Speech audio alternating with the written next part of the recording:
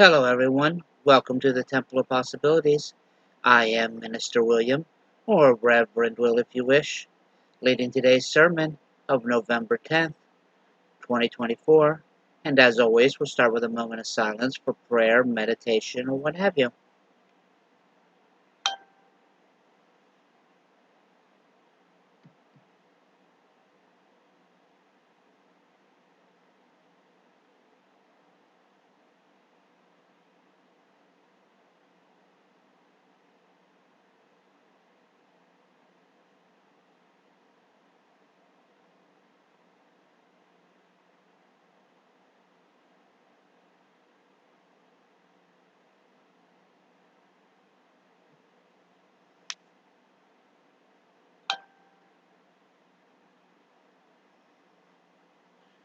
All right, thank you.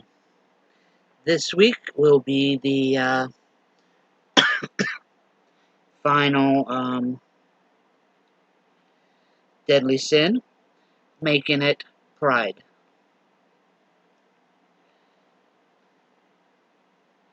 At last, we have come to the center, the original, most serious of the seven deadly sins: pride.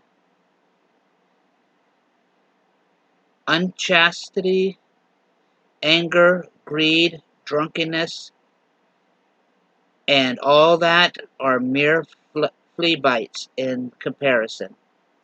It was through pride that the devil became the devil.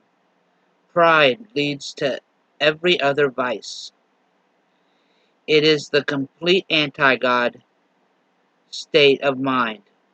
C.S. Lewis wrote in the book Mere Christianity. It is said that Lucifer was once the greatest and most beautiful angel in heaven. In Hebrew, the word Lucifer means shining one, morning star.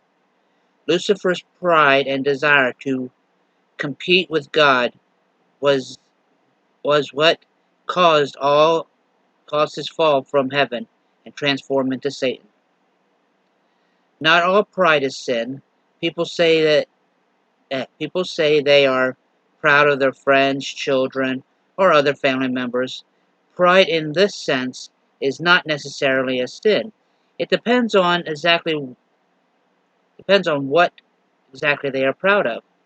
Most of the time, the is proud of phrase is proud of is taken to mean as warmth, admiration of.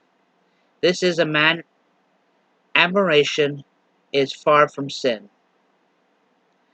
Sinful pride is believing that you are better than others, failing to recognize the accomplishment of others, and undue admiration of personal self. We take pride in almost everything: our appearance, possessions, intelligence, job, even our religion. These things are not wrong by themselves. They become a problem when we make an idol of things, thinking ourselves so highly that there is no room for God.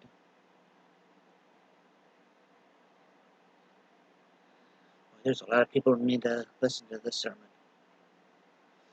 Pride in the Bible. There are many passages in the Bible that talk about pride.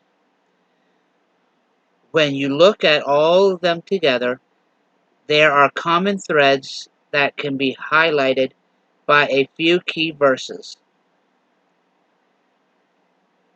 Pride sets the stage for ruin. Pride goes before destruction, and haughty spirit before a fall. Proverbs 16:18. An inflated ego is at risk of being popped, and those who place themselves on high set themselves up for a greater fall. If you allow yourself to take too much pride, eventually reality will come around and smack you in the face. Pride deceives the heart. For if anyone thinks he is something when he is nothing, he deceiveth himself. Galatians 6:3. Those who don't believe won't understand this verse. They likely don't see the pervasiveness of sin in this world, or the depths of human depravity, and are unaware that no one will be declared righteousness in God's sight by the works of the law. Romans 3:20. Humans are fallen creatures. If if in pride we think we are righteous, good, or powerful, we are deceiving ourselves. Pride is atrocious to the Lord, or whatever that word is. Everyone who is arrogant in heart is an abomination to the Lord. Be assured he will not go unpunished. Proverbs 16:5. If pride is a seed, then arrogance is the sprout. The longer we are proud of something, the more likely we are to start comparing ourselves to others. If we are still proud even after comparison, in our minds we have subconsciously judged ourselves to be better. This is the opposite of Jesus' message. If he is the Son of God, yet he did not think himself better than others. Pride and humility. If pride is the worst of the seven deadly sins, then humility, its opposing virtue, must be extremely important. Humility is a vital part of maintaining a relationship with God.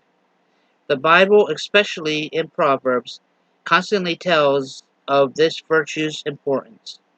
When pride comes, then comes disgrace, but with the humble is the wisdom. One pride will bring him low, but he who is lowly in spirit will obtain honor. Proverbs 11:2, 29:13. There are many verses on humility, but the point is that those who humble themselves will be exalted, and in turn, those who exalt themselves will be humbled.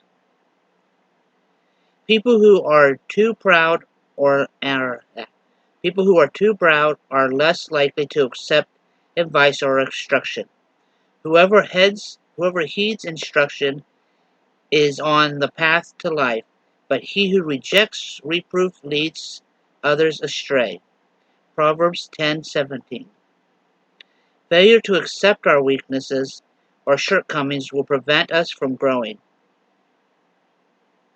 Obadiah 1:3 says, "The pride of your heart has deceived you. You who live in the clefts of rocks and make your home in the heights, uh, who who says to yourself, who can bring me down to the ground? The proud think themselves at the top, so why should they listen to those below them? What if they refuse to hear the gospel and the way to salvation?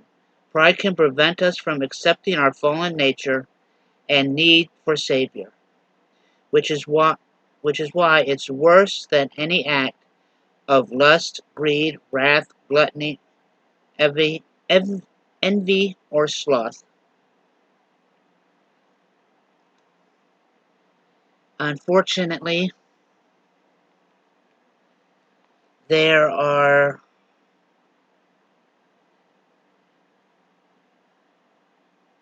people, even those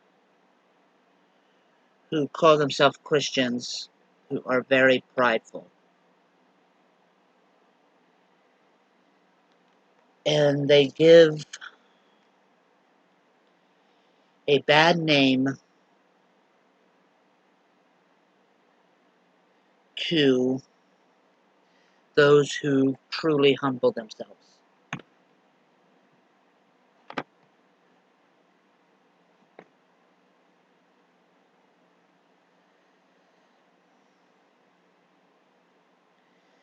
But Even though I don't personally believe in the Christian God, he will know those of his true followers and those who merely use his name as a form of selfish pride and to judge others. I know this because I have met some of his true followers. I have met a minister's wife who was so sweet and caring. She encompassed everything a Christian should be.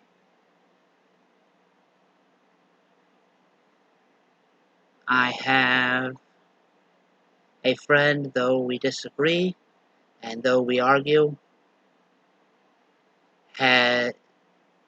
has stuck by me and even worries about my wrath. There are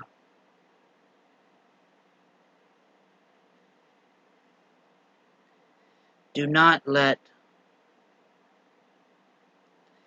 those who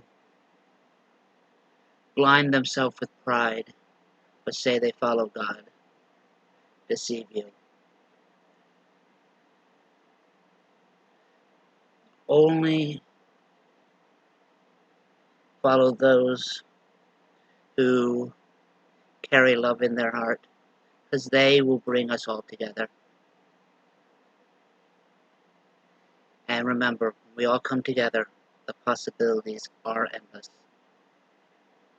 And I'll see you next week.